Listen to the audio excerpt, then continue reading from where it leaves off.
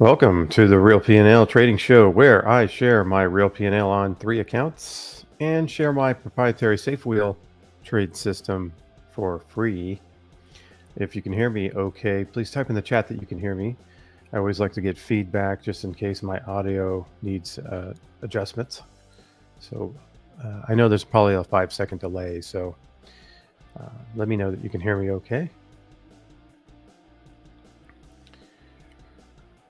Okay, so I'm going to move on. So make sure audio is good. Thank you, guys.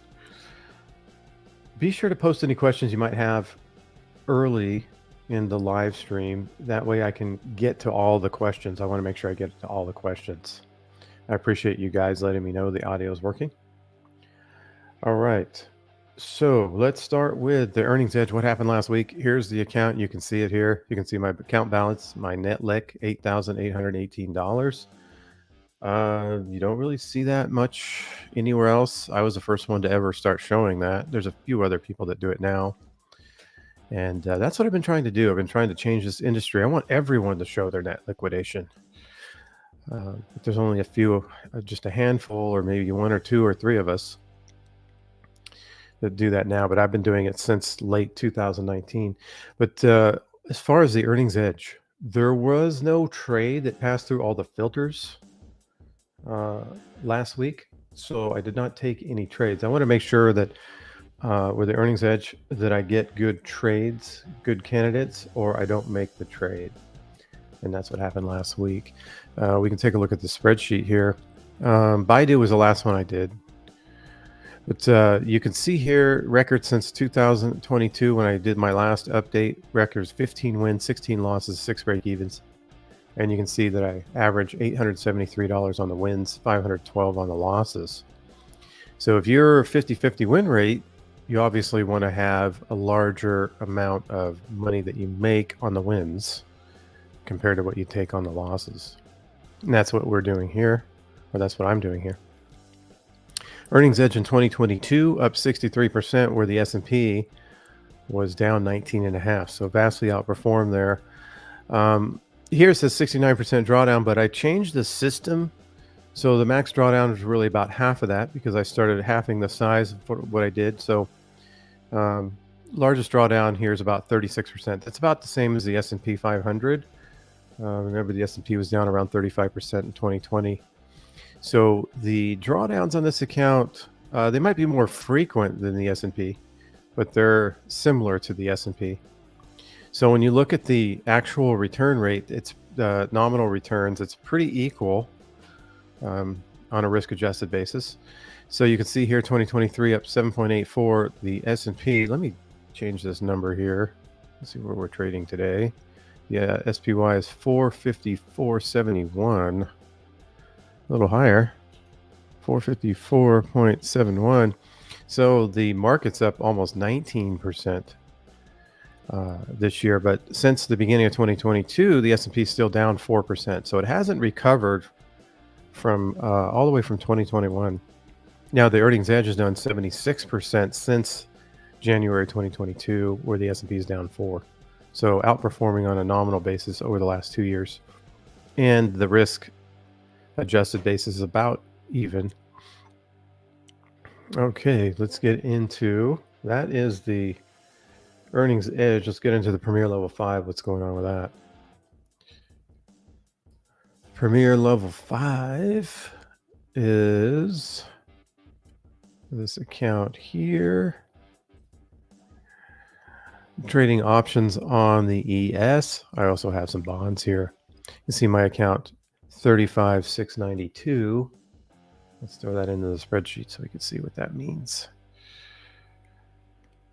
35,692. Okay, my record with the Prio 5. This one's a lot more conservative. The drawdowns are about 1/4 the S&P 500. My record is 23 wins, 7 losses, 10 break evens. Currently have 4 open trades. It might be 3. I have to double check that. But you can see this one has a lot higher win rate. It's a lot more conservative, a lot less trades. This was done April 8th of 2022. So since April 8th, 2022, I've had about 44 trades approximately. So not too many. And you can see how from April 8th, how the systems did. It outperformed the S&P 12% to -6. So it outperformed by 18%. But also, remember, drawdowns are about 1/4. So on a risk adjusted basis, it's really outperforming. This year, 6% versus 18. So you can multiply this times about 4. That's about 24% on a risk adjusted basis, still outperforming, but on a nominal basis this year, not outperforming. And then if we look at the overall totals, the PL5 is about 19% versus the S&P at 11%. And this is since April 8th of 2022 when I started the system. So not only outperforming on a nominal basis, but also on a very much outperforming on a risk adjusted basis. Okay, that's the Premier Level 5. And the Premier Level 5 currently is closed. The cart's closed on that. I'm going to open it back up sometime in January. I'm going to open that cart back up. I can only have so many students at a time on the Premier Level 5. I want to make sure they get all the attention they need in order to master this thing and trade it on their own. All right, so let's get to the safe wheel, which is this account here. You can see my account 6341. 6341. Okay, so pretty much the same as what it was last week, like 2022. Now this one has about half the drawdowns of the S&P 500. So you kind of see how you can get more and more conservative. The earnings edge is about the same drawdowns, maybe a little heavier. Safe wheel is about half the drawdowns, and then you get to the Premier Level 5 where you're 1/4 the drawdown. So kind of the more conservative you want to get, you can see which system works best for you. When you get the most capital, I recommend taking the one with the only 1/4 of the drawdowns, the most conservative one. When you have a lot of capital, you don't like to see those high drawdowns. So 2022, safe wheel outperformed 21 to -20. Vastly outperformed there on a nominal basis. And then this year, underperforming on a nominal basis. And you can multiply this by about 2. So about this should be around 8% on a risk adjusted basis. So even outperforming, the safe wheel's underperforming in 2023, underperforming the S&P 500. But when you look at the overall since 2022, you can see it's up 27% versus -4% over the S&P. So vastly outperforming overall. All right, let's see. Well, what am I going to do with the safe wheel? I always trade it every week. Something interesting happened. The market closed early on Friday, last Friday. And I got mixed up. I thought it closed at 11 o'clock Pacific, but it actually closed 10 o'clock Pacific. So when I went into put on my long call that I put on Fridays, I wasn't able to get that on because the market had already closed. So, which is not a big deal, really. I mean, I used to run these long calls on Mondays anyways, but I like to have them on Fridays just in case there's something happens over the weekend where the market shoots up significantly, which hasn't happened yet. But the first thing I need to do is put on that long call, and I'm going to pay about $5 for it. And I'm going to buy this long call here. Well, let me back up. First thing I'm going to do is look at my put hedge and make sure that my put hedge is correct. So as far as, is it under 100 days? No. So this is good. And then is this within 70% of the price of FCX? I'm sorry, DKNG. DKNG has gone up quite a bit recently. It's almost going to break that $40 mark. And when it does break that $40 mark, what I'm going to do is continue to trade it until till I move my put hedge. And let's say that it was over $40 and it's time to move my put hedge for any reason. I would get out of that underlying and get into a new underlying. I wouldn't do it right away. Like if DKNG went to $40 one day, I'm not going to just close everything out. No, I'm going to let things settle. And, it might take a couple weeks or whatever it might take to get out. I'm not going to rush to get out.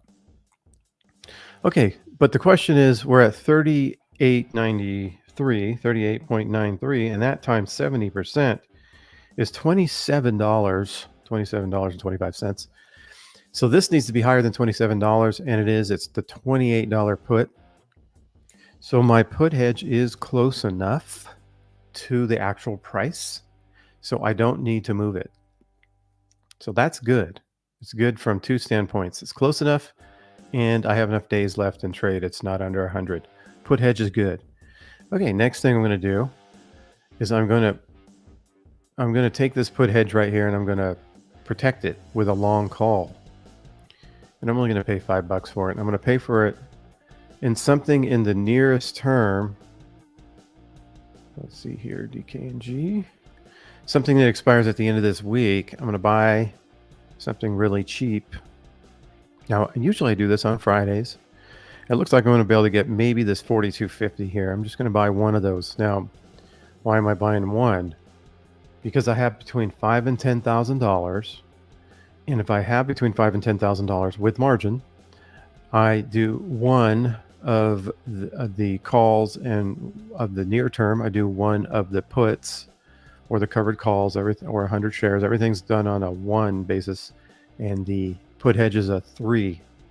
If I had between $10,000 and $15,000, the put hedge would be a 6, and all my other numbers would be a 2 times. So that's one way to keep the sizing in check. So I'm going to attempt to buy this at 5 cents. Let's see what happens. Let's lock that in. Okay, so I got it filled. Okay, got it for $5. Okay, so now I have my long call, which normally I put on Fridays. And now I'm set up for the traditional wheel. One of the things about the rules is that I want to get out of the money, and I want to get something that's at least, what, 39 cents? 1% of the actual price. Let's see what I can get. See if I can. So here's my puts. Here's my out of the monies. Right here's in the money with this shaded. Here's out of the money here. I could try to get the 38, but that's not enough premium.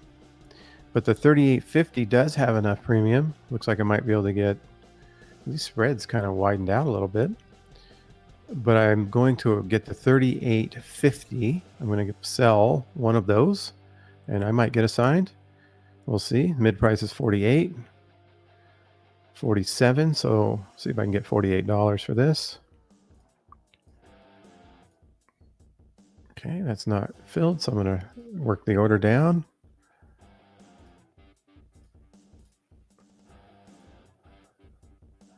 Not filling again.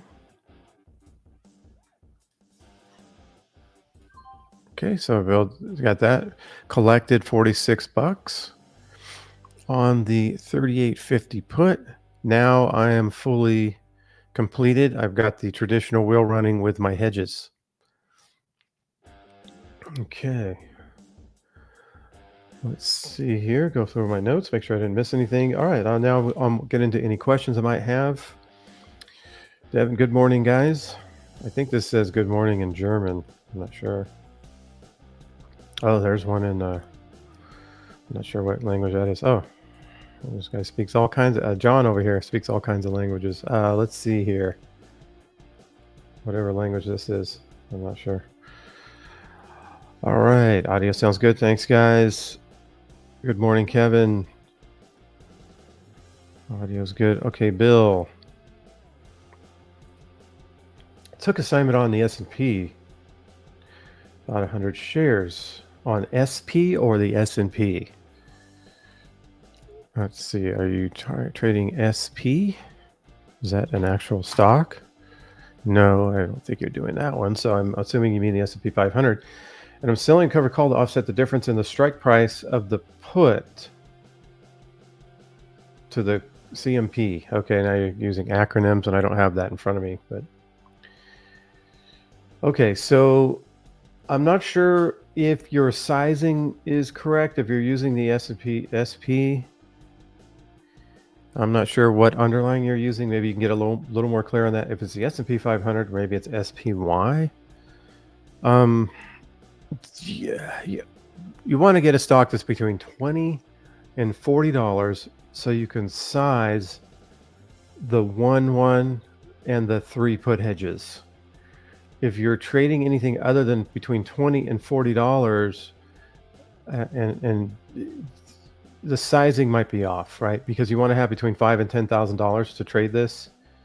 Um, so you might want to give me a little more details on that, so I understand if your sizing is off. Just from the very beginning, Bill, your sizing might be off. I want to make sure that's on first before we kind of move forward. James, Bill, are you trying the SafeWell and SPY, SPX? How would you be Yeah, there you go. Same question as me. Are you sizing it? Also, SPY would not give you the. Let's look at SPY right now. Is that a good candidate?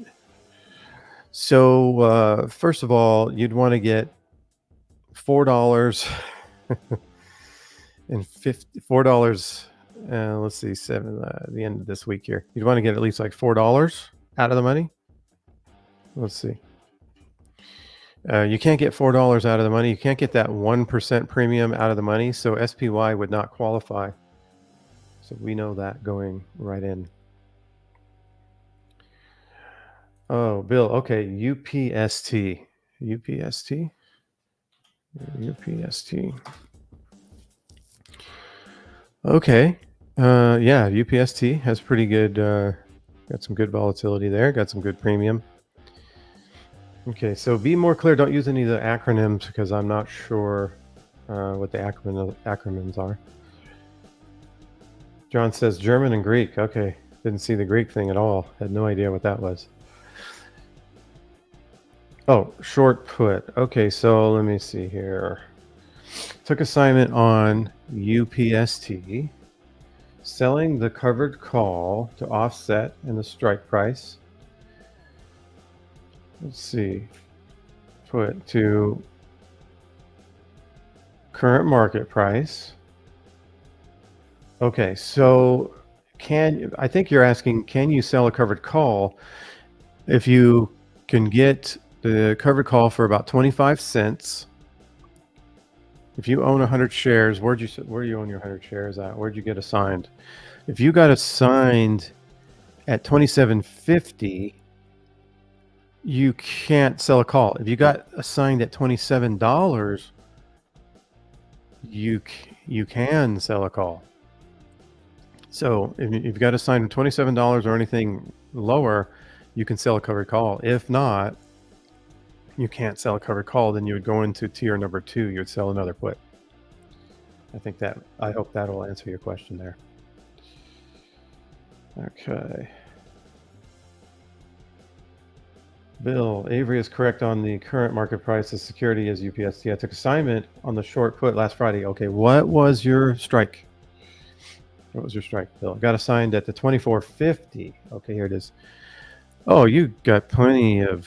So what I like to do right here is sell a covered call, but you want to get at least 25 cents for it.